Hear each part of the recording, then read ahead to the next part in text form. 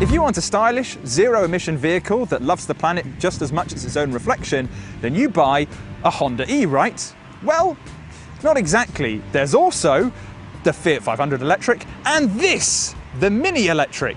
It's the brand's first full EV, and we're here to see just how it compares with its Japanese rival, the aforementioned Honda E.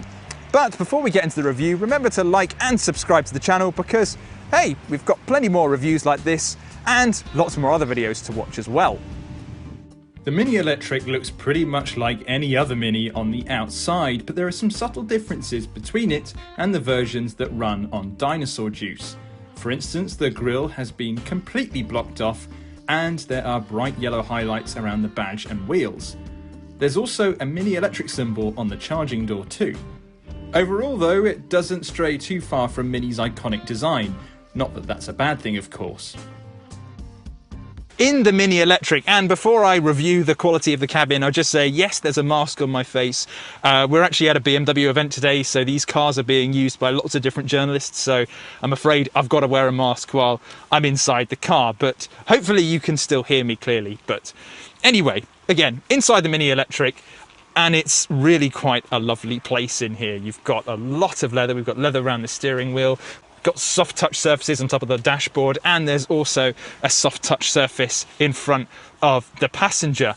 Now, this is the level 3 trim, so it's the top spec, and it comes in at about £31,000. Below that is the level 2 at 37, and below that is the level 1, which is 25,000.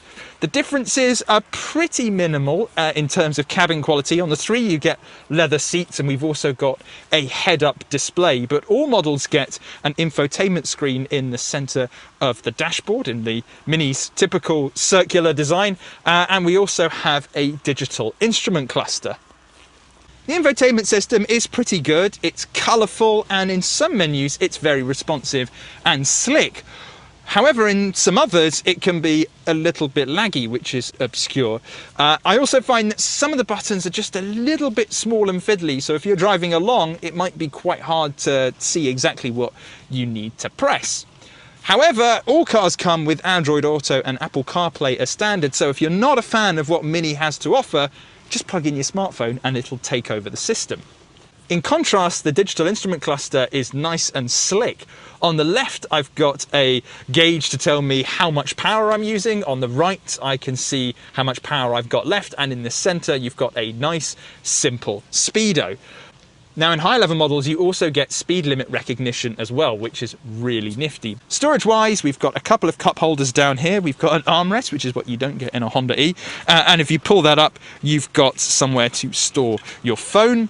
There's also 2 USB chargers down there, and they're regular USB, not USB-Cs. And we do have a small bin in the door, but it's not big enough to get a drink in. Now, with the batteries being in the rear, you would expect the Mini Electric to have a smaller boot, right? Well, that's not the case. You've got 211 litres to play with here, which is exactly the same as that as the regular Mini. Now, while it still seems quite small, it's actually about 40 litres more than you get on the Honda E. And while you have to store the charging cables in the back, there's a really neat compartment underneath the boot floor to keep them stowed away. Getting in the back is not exactly what you would call easy, because for some bizarre reason, the Mini Electric only comes in 3-door form, so you've got to fold the front seats down to get in. If you go for a Honda E, they're all 5 doors, and you get a little bit more space in the back of the Honda E as well. We've got the panoramic roof here, and while I've got some headroom, I think that if you were about 6 foot, then you might struggle. I'm 180 centimetres, so I'm just below. Legroom isn't too bad, but then again, I've got this seat quite far forwards, and if you've got someone that's 6 foot in front of you, you might have your legs crushed a bit. There is a small indent in the back of the seat though to make things a little bit easier. It is a 4-seater and not a 5-seater, so you don't have anybody in the middle. So while there is a small tunnel in the center of the car, you don't have to worry about it. And in fact, there's actually a cup holder here, but that doesn't mean that only one person can have a drink, because you also have a cup holder to my left and also for the passenger on the right as well. I think silence suits the Mini.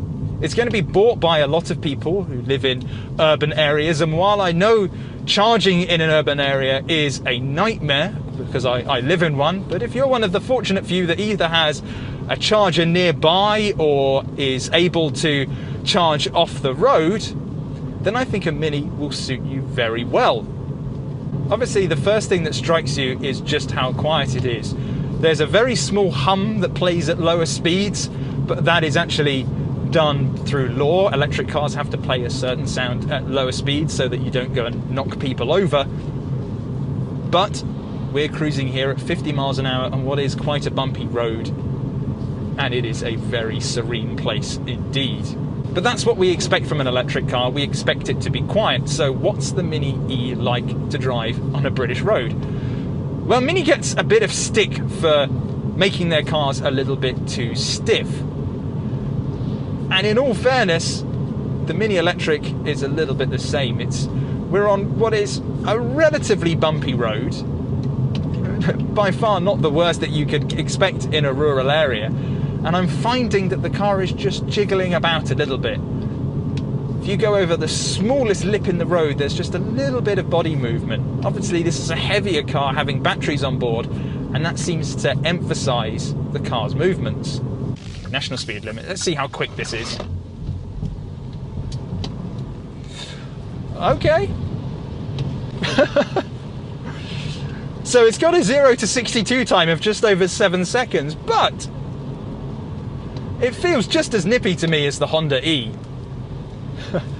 It doesn't feel light at all, but there's a really lovely feel through the steering wheel that makes you feel like you're really in control of it, you're on top of it.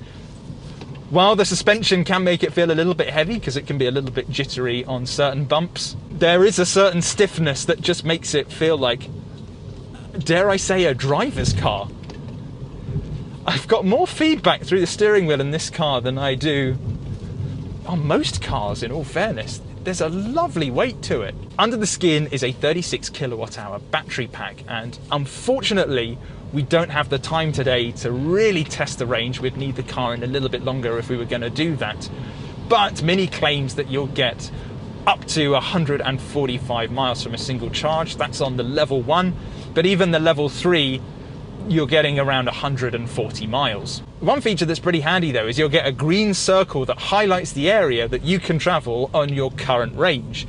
Obviously if you floor it, that green circle is going to get a little bit smaller, but it means that so long as you've got a decent amount of charge left, you won't be left at the side of the road. So it's good to drive and it's got a lovely interior, but it is not the most comfortable thing behind the wheel. So how does it stack up against the Honda E? Well, I think the big disappointment here is that it's only available as a 3-door. Had they done a 5-door, I think this would be a really, really close match with the Honda E. Because I think the Honda E, while is very charismatic and is really fun to drive and is punchy, it's really let down by a very, very, very small boot and also a tiny range. We've got a lot more miles to cover in this than we would do in a Honda E. But you do lose a lot of convenience in something like this. Yes, the boot is bigger and that makes it more practical. It is going to be much more difficult to get in the back, particularly if you've got, let's say, elderly relatives that you want to take on a drive. They're not going to be able to jump in the back of your Mini Electric. That being said, if you're looking for a runabout, and that's typically what Mini buyers are after, I think the Mini Electric does an excellent job. I would like the range to just be a little bit longer, but it's considerably more than what you get on a Honda E, and I think the ride can be a little bit softer. But this is definitely worth a look if you've got your eye on a Honda E.